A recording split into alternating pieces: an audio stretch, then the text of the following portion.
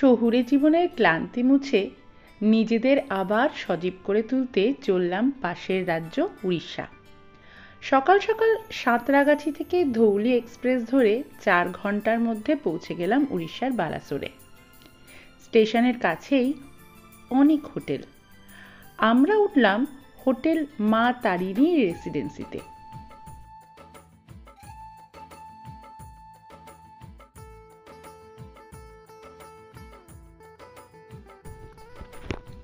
দুপুরবেলা একটু বিশ্রাম, তারপর চলে গেলাম বালাসোর শহরের কাছেই পদ্মাবতী ওয়াটার পার্ক।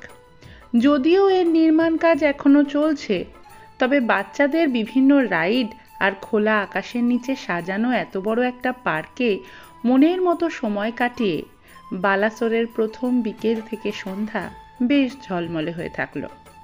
পার্কের পাশেই দেখলাম খুব বড় সুন্দর লক্ষ্মীনারায়ণ মন্দির।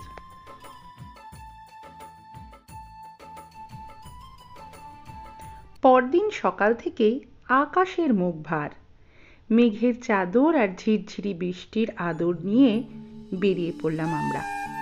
প্রথমে গেলাম ক্ষীরচোরা গোপীনাথ মন্দিরে। পুরনো মন্দির, বাইরে সুন্দর কারুকার্য, ভিতরে 3 রকমের কৃষ্ণমূর্তি কোষ্টি পাথরের।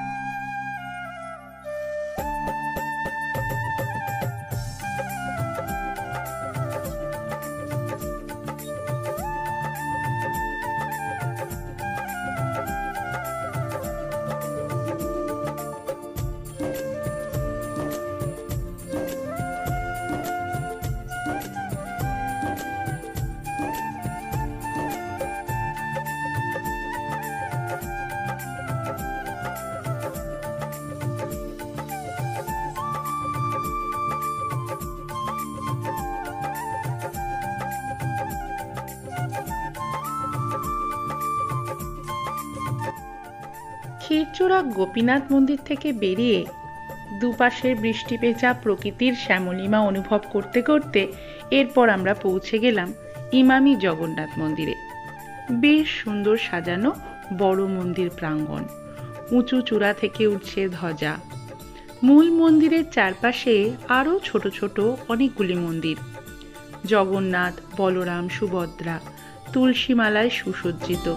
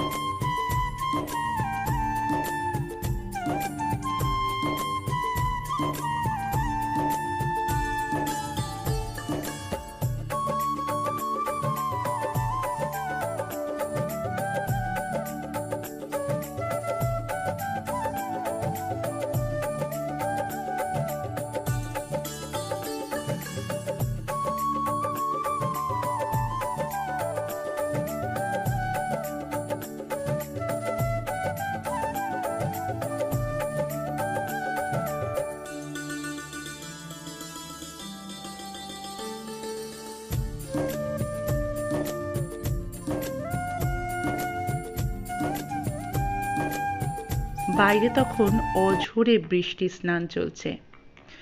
সকালের জলখাবার খেয়ে এবার আমরা বেরিয়ে পড়লাম ব্লু লেকের উদ্দেশ্যে।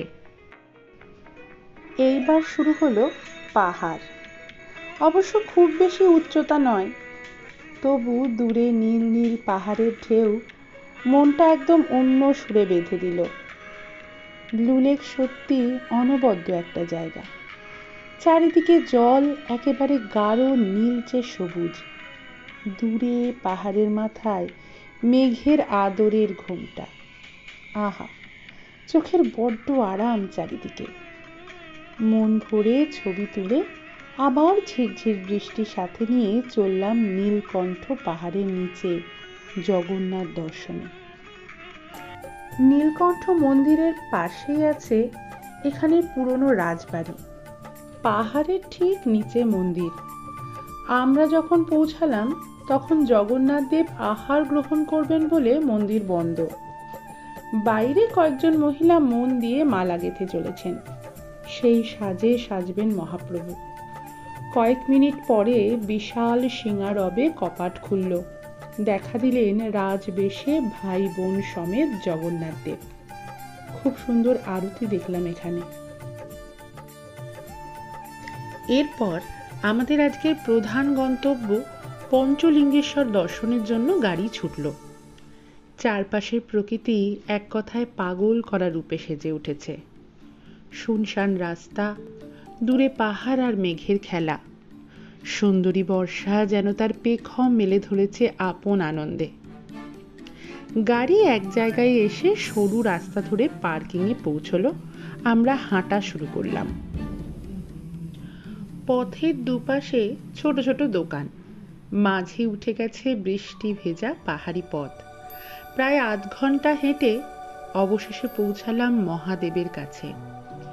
এক ঝর্ণার নিচে লুকিয়ে আছেন মহাদেব। পাথুরে পথ দিয়ে সেই ঝর্ণার একেবারে কাছে গিয়ে জলস্রোতের মধ্যে হাত বাড়িয়ে ছুঁয়ে দেখতে হবে 5টি শিলাখণ্ড। শ্রাবণের আজ শেষ দিন। ঝর্ণার জল উন্মত্তের মতো ছুটে চলেছে। সেই জলস্রোতের মধ্যে অর্ধেক শরীর ডুবিয়ে তবে স্পর্শ করতে পারলাম শিলাখণ্ড।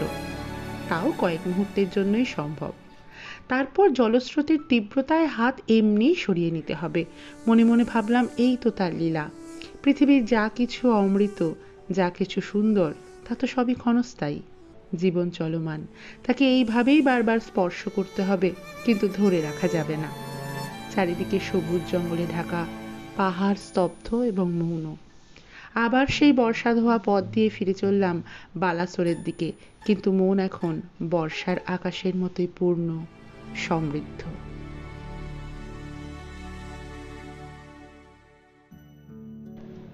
পরদিন সকালবেলা বালাসোর থেকে আমরা প্রথমেই গেলাম চাঁদিপুর।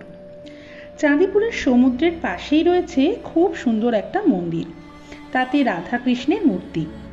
পাশের পুকুরে খেলছে অজস্র মাছ। একটা ছোট্ট পাখিরালয়ও রয়েছে।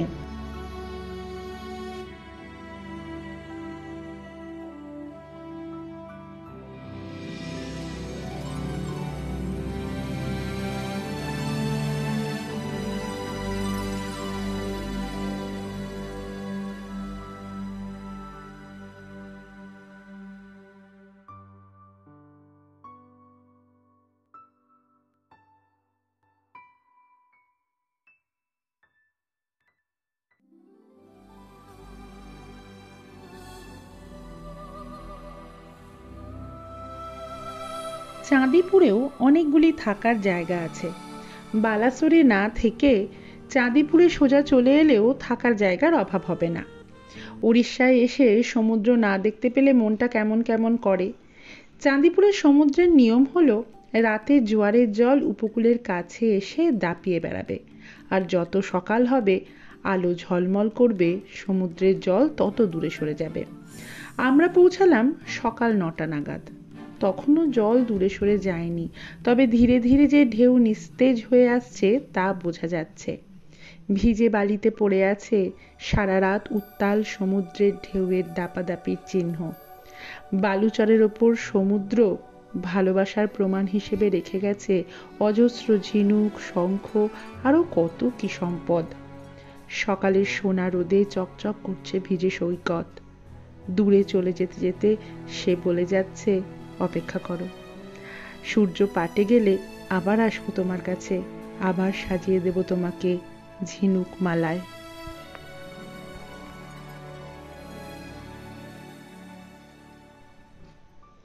চাঁদিপুরের পর এবার আমরা যাব দুবলাগড়ি। বেশ অনেকটা পথ গিয়ে তবে সে সৈকতে পৌঁছালাম। শেষের কয়েক কিলোমিটার বেশ সরু পথ দিয়ে যেতে হবে। পৌঁছে দেখলাম ঝাউ গাছের ফাঁক দিয়ে অনেক অনেক দূরে দেখা যাচ্ছে সমুদ্রের জল। ঝাউ বনটা এখানে সত্যিই দেখার মতো সুন্দর। সমুদ্রের খোঁজে কাদা বালি আর অল্প জল মেশানো অনেকটা পথ এগোলাম। যত যাই সমুদ্র যেন হাতছানিয়ে দিয়ে আরো দূরে পালায়। তবে মাঝখানে দাঁড়িয়ে উল্টো দিকের ঝাউবন আর মাথার উপর নীল খোলা আকাশ অপূর্ব।